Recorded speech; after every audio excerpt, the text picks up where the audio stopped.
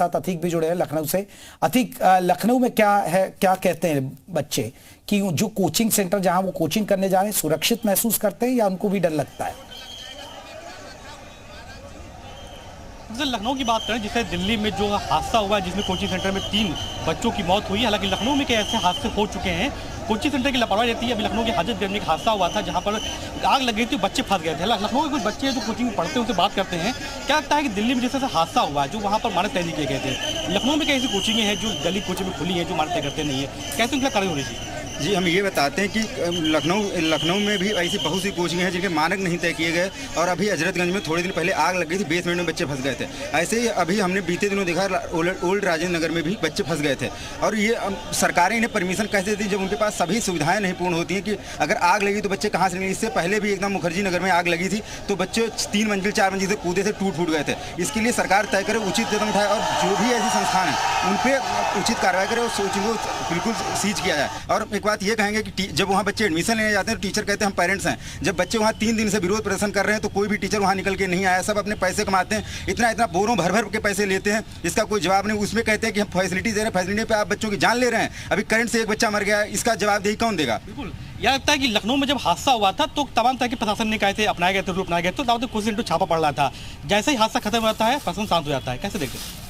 देखिए, ये बस जैसे जब पानी भरता है तो मेढक कूदने लगते हैं ना, तो वही हाल इनका भी है। जब तक मामला रहता है तब तक खूब कूदते हैं कि हम ये करेंगे वो करेंगे, और फिर कुछ दिनों बाद ये सब शांत हो जाता है। छात्र इतना धरना प्रदर्शन किए हैं तो उनके जो मालिक जिनकी वजह से गलतियाँ हुई थी उनको ना पकड़ के छात्रों को ही पकड़ा गया है। तो कहीं ना कहीं देखा जाए तो छात्र को ही सिर्फ प्रताड़ित किया जा रहा है, छात्रों को न्याय नहीं मिल पा रहा है, छात्रों को प्रताड़ित किया जा रहा है। आप लोग भी कोचिंग में पढ़ते हैं, लगता है लखनऊ की कोचिंग ऐसी है जहाँ मानक तय करने चाहिए, वो कोचिंग सेफ है यहाँ पर?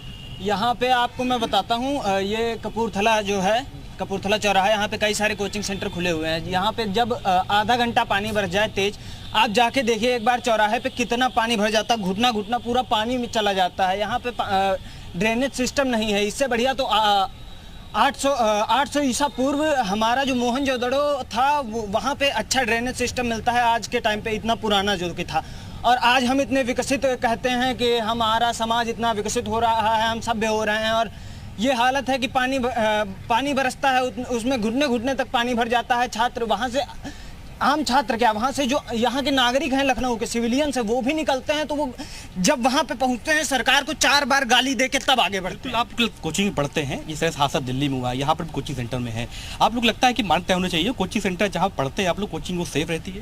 नहीं, ऐसा बिल्कुल नहीं है सेफ। कहीं पर देख लीजिए, मतलब ऐसे नहीं चल रही है, पंखा नहीं चल रहा है या स्ट्राइक हो रहा है। बिल्कुल, हर कोचिंग सेंटर्स की यही हालत थी। हम लौटेंगे, हमारे साथ गुफरान है प्रयागराज से। गुफरान का रुख कर लेते एक बार फिर। गुफरान, जरा आप बताइए कि यहाँ क्या स्थिति है प्रयागराज के कोचिंग सेंटर्स की, और लोग क्या कहते हैं इस घटना के बाद, और जहां ये तमाम लोग हैं जो कोचिंग सेंटर्स में जाते हैं, क्या मानते हैं कि सुरक्षित हैं? बिल्कुल, देखिए, जिस तरीके से दिल्ली की जो घटना हुई है राव आईएएस की, उसके बाद सवाल जरूर खड़े हो रहे हैं। प्रयागराज यूपी का वो जिला है जहां पर बड़ी संख्या में जो प्रतियोगी छात्र हैं, खास करके आईएएस और पीसीएस की तैयारी करने के लिए वो दूर दराज से पहुंचते हैं। ऐसे में जो छात्र हैं वो हमारे साथ खुद मौजूद हैं, उन्हीं से बात करने की कोशिश करते हैं और जानते हैं कि जो कोचिंग सेंटर्स जो दावे करते हैं वो व्यवस्थाएं वहां पर हैं या नहीं। बताएं, आप कैसे देखते हैं पूरी जो घटना दिल्ली की हुई है, और प्रयागराज की बात करें तो यहाँ पर कोचिंग सेंटर के हालात कैसे हैं? यहाँ पर भी वो जिस तरह की घटना वहाँ हुई है दिल्ली में, यहाँ पे उसी तरह की व्यवस्था यहाँ पर हुई है। यहाँ पे कोई कुछ ज्यादा नहीं, यहाँ पर बेसमेंट में उसी तरह पढ़ाई की जाती है, और कोई बच्चों के लिए कोई बेहतर व्यवस्था नहीं की जाती। आप बताएं, आप भी प्रतियोगी परीक्षाओं की तैयारी करते हैं, आप कैसे देखते हैं यहाँ पर किस तरीके के हालात हैं कोचिंग सेंटर? यहाँ पे बहुत बेहतर स्थिति नहीं है, क्योंकि अभी भी उसी तरह के हालात बने हुए हैं, और सरकार को तत्काल प्रभाव से इन सब चीज़ों के बारे में बेहतर तरीके से जांच पड़ताल करके उन कोचिंग संस्थाओं पे जुर्माना लगाया जाना चाहिए जो छात्रों के जीवन के साथ खिलवाड़ करते हैं। आप भी तैयारी करते हैं, आप बताएं कैसे देखते हैं जो पूरी घटना हुई है और यहाँ के हालात कैसे हैं, सरकार को इससे निपटने के लिए किस तरीके की तैयारियां करनी चाहिए? देखिए, ये समस्या कोई आज से नहीं है, समस्याएं तो बहुत दिनों से चली आ रही है, लेकिन जब कोई बहुत बड़ा हादसा हो जाता है तब लोग उस पर ध्यान देते हैं। आज की डेट में हम लोग कहते हैं कि हम लोग वेल सिविलाइज्ड हो गए हैं, जबकि व्यवस्था इतनी ज़्यादा खराब हो चुकी है, किसी के जीवन का कोई महत्व नहीं रहा है। जैसे कि आज तो बात आ गई कोचिंग सेंटर की, बहुत सारी बिल्डिंग में देखेंगे एकदम जर्जर बिल्डिंग है, बच्चे उसमें रह रहे हैं, हादसा हो जा रहा है। लेकिन जब बात मीडिया में आ जा रही है हाई प्रोफाइल, तब तो मामला संज्ञान में आता है, अदरवाइज लोग मर ही रहे हैं। आप भी स्टूडेंट हैं, आपको भी जाहिर सी बात है इस तरीके की खतरे की आशंका रहती होगी, क्या मांग करेंगे सरकार से? जी बिल्कुल, वर्तमान समय में यदि प्रयागराज की स्थितियां देखी जाएं तो जितने जैसे वहां पर लाइब्रेरी में दुर्घटना यह हुई है, ऐसे लाइब्रेरीज यहाँ पर प्रयागराज में अनेकों बने हुए हैं। बिल्कुल ऐसे बहुत सारे कोचिंग्स प्रयागराज में बने हुए। कानपुर का रुख कर लेते हैं, कानपुर की क्या स्थिति है, जल्दी परवीन बताइए, लोगों से बात करिएगा। लाइब्रेरी गली कूचों में लाइब्रेरी की संख्या इतनी ज्यादा है उसकी गिनती नहीं की जा सकती है। कानपुर की तस्वीरें अभी जी न्यूज ने दिखाई, उसके बाद में सवाल कहना गलत नहीं होगा कि मानक के अनुरूप कोचिंग सेंटर चल रहे हैं, बेसमेंट में चल रहे हैं, लेकिन सबसे बड़ी लापरवाही केडीए की रहती थी, विकास प्राधिकरण की लापरवाही थी कि आखिरकार में बेसमेंट बनाने की परमिशन मिलती क्यों है, यानी जेई के ऊपर कार्रवाई होनी चाहिए। फिलहाल के कोचिंग सेंटर मौजूद है, क्या स्थिति है, बच्चे क्या कहते हैं, यहाँ पे कैसी कोचिंग होनी चाहिए और दिल्ली की घटना के बारे में किस तरीके कार्रवाई होनी चाहिए। क्या नाम आपका? दिल्ली में जिस तरीके घटना हुई, बेसमेंट में पानी भरा, दो छात्रा एक छात्र की मौत हो गई, कोचिंग सेंटर में किस तरीके की व्यवस्था होनी चाहिए? बिल्कुल, कोचिंग सेंटर में व्यवस्था होनी चाहिए, छात्र को सुविधा के अनुसार होनी चाहिए और उनकी सारी मानक को पूरा करना चाहिए जिससे कि छात्रों को कोई असुविधा ना हो। कार्रवाई होनी चाहिए उन पे? बिल्कुल कार्रवाई होनी चाहिए। आप क्या मानते हैं? जी सर, ये जो राजेंद्र नगर की जो दुर्घटना हुई है ये बहुत ही दुखद है और ये बच्चों के साथ बहुत ज्यादा लापरवाही, इस पर कोई भी बड़े कोचिंग सेंटर बात नहीं कर रहे हैं, जिनको हम लोग दृष्टि IAS या ये लोग कोई भी स्टेटमेंट नहीं दे रहे हैं। और जिस हमारी कोचिंग में ये 2nd फ्लोर पर है और यहाँ पर तो ऐसी कोई समस्या नहीं। चलिए, आपका क्या नाम है? प्रियंका सिंह। किस तरीके की व्यवस्था है यहाँ पे? व्यवस्था सारी बढ़िया है, हर रूम डबल डोर है और सीढ़ियाँ भी पर्याप्त हैं, निकलने का साधन है। चलिए सर, किस तरीके की व्यवस्था है? ऐसी घटना घट गई तो आप लोग तो बड़े लंबे समय से इससे जूझ रहे हैं। जी मैं Shailendra sir, doctor guardians secretary. पहले तो मैं ये बताना चाह रहा हूँ कि सबसे बड़े जो आज दुर्घटना दिल्ली की हुई है उसके आधार पर पहले बेसमेंट वाला जो कार्य है, बेसमेंट पे कहीं पे भी आदेश किसी अधिकारी की तरफ से नहीं मिलना चाहिए, क्योंकि जिम्मेदार इसके लिए जिम्मेदारी कोई ले नहीं रहा है। कोचिंग इंस्टीट्यूशन से भी कोई कुछ नहीं बोल रहा है। आखिर बच्चों का जो है एक तरीके से जिंदगी बिल्कुल जो है खतरे या दांव पे लगी हुई है। हालांकि मैं अपने इंस्टीट्यूट में जो जहाँ पे जगह लिया हूँ तो हम 2nd फ्लोर पे हैं, दूसरी चीज हर जगह मेरे डबल डोर हैं और 2 जीने हमारे पास हैं जी। तो हम सारी सुविधाएं मानक के हिसाब से कोचिंग इंस्टीट्यूट चला रहे हैं। कोचिंग सेंटर सवाल करें हम सुविधाओं के, लेकिन लोग कह रहे हैं कि मैं अजय का रुख कर लेता हूँ। एक बार अजय जरा बात करिएगा कि बरेली के अंदर भी कोचिंग सेंटर महसूस करते हैं बच्चे या नहीं? जब कोई भी बिल्डिंग बनती है तो उसके मानक बहुत सारे होते हैं, अगर उन मानकों को पूरा करके बिल्डिंग को बनाया जाएगा तो शायद ये इस तरह के हादसे हो ही नहीं, लेकिन NOC मिल जाती है, मानक पूरे में तो बड़ा सवाल है ये। तो जैसे छात्र मौजूद है, आप क्या मानते हैं, क्या लापरवाही है, क्या मानते हैं? बहुत बड़ा लापरवाही है और इसमें शासन प्रशासन की कहीं ना कहीं बहुत बड़ी लापरवाही है, जो समय समय पर निरीक्षण नहीं करते हैं। अगर वो इस प्रकार का निरीक्षण करें तो ऐसी दुर्घटनाएं हुई ना, तो इससे पहले ये देखना चाहिए था ना शासन और प्रशासन। ऐसी दुर्घटनाएं होना जरूरी है कि हमारा शासन और प्रशासन जागृत हो। बहुत बढ़िया बात है कि आपको समय समय पे जो है निरीक्षण हुआ। आप क्या कहेंगे?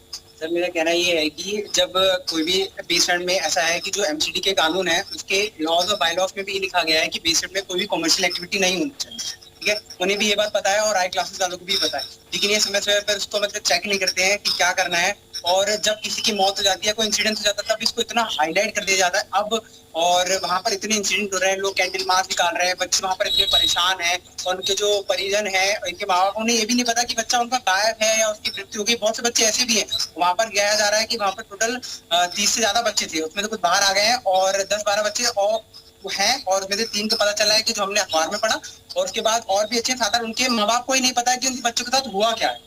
आप क्या कहेंगे, क्या लापरवाही इसकी घटना के पीछे? बिल्कुल लापरवाही। मुद्दा ये नहीं है कि बेसमेंट में कोचिंग है, अगर है तो क्यों है? जैसे कि बहुत सारी मानसून चल रहा है, उसके पीछे बहुत वर्षा हुई है, वो प्रकृति का मामला है।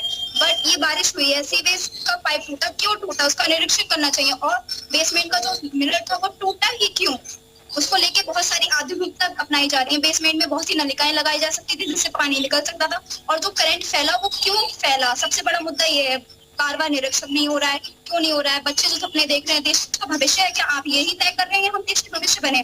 क्या माँ बाप पे गुजरती होगी उनका क्या ही आपका कहना है कि क्या ये हम भविष्य बना सकते हैं? इसका इस कदर हमारा भारत देश भविष्य बनाएगा?